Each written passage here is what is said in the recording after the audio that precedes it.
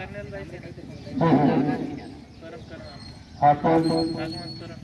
सर्व नागरिक कोपरगाव तालुक्याचे सांगवी भुसार इथले आहात। सांगवी भुसार हे गोदावरी तीरी वसलेले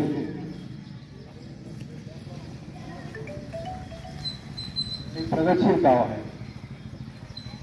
या गावाचे वैशिष्ट्य, या तालुक्याचे वैशिष्ट्य म्हणजे आपण पुरातन काळामध्ये नाशिक पासून तर पैठणपर्यंत या भागाला दंडकारण्य असं म्हटलं जात होतं। या दंडकारण्याचे पुढे वाळवंट झाले। 1890 दुष्काळ पडला आणि ह्या दुष्काळानंतर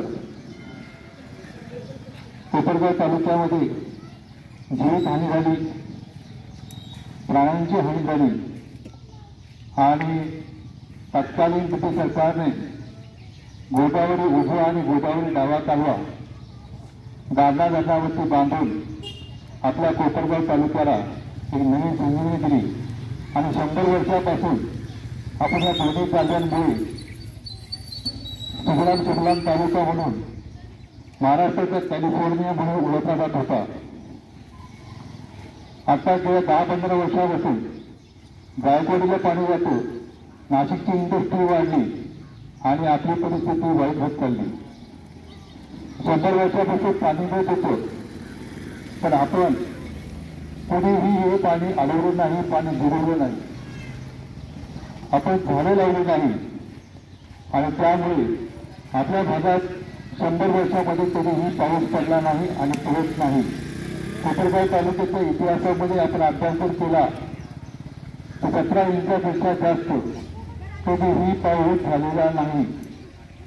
आपला तालुका आजही पर्जन्यमानामुळे दुष्काळी तालुका आहे। जर हा तालुका दुष्काळातून बाहेर काढायचा असेल तर आपल्याला झाडे लावावी लागतील, कारण आतावरती धोके भरलेले आहेत, परंतु वृक्ष नसल्यामुळे पाऊस कोसळत नाही। झाडं एकमेव असं हत्यार आहे की ते पावसाने भरलेल्या पाण्याला पावसाचे जे थोडे पाण्याने भरलेले आहे त्यांना आकर्षित करू शकतात। त्यामुळे झाडे लावली पाहिजे आणि झाडे जगवली पाहिजे। आता गायकवाडीचे संकट आपल्यावरती आलेलं आहे, नदीमुळे पाणी वाहून जातं। PVC क्रांतीमुळे आपण नदीमधलं पाणी काढू शकतो आणि आपल्या शेतामध्ये शेततळे बांधून पाणी आणू शकतो, पाणी साठवू शकतो। रब्बी आणि उन्हाळा हंगामामध्ये हे साठवलेले पाणी आपण ड्रिपने अथवा स्प्रिंकलरने वापरू शकतो।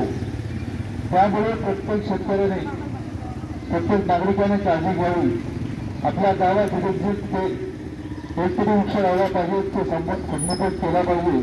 आपल्या बांधांवरती झाडे लावली पाहिजे, झाडे तोड दिलेली पाहिजे, जेणेकरून आपल्याकडे पाऊस कोसळेल आणि पडलेल्या पावसाला आपण हे पाणी नदीला वाहून न जाता आपल्या शेतात, आपल्या गावात कसं राहील, कसं जोडलं जाईल याची काळजी घ्यावी। हे अभियान जनजागृती अभियान करण्यासाठी मी आपल्याकडे आलो होतो। जय हिंद।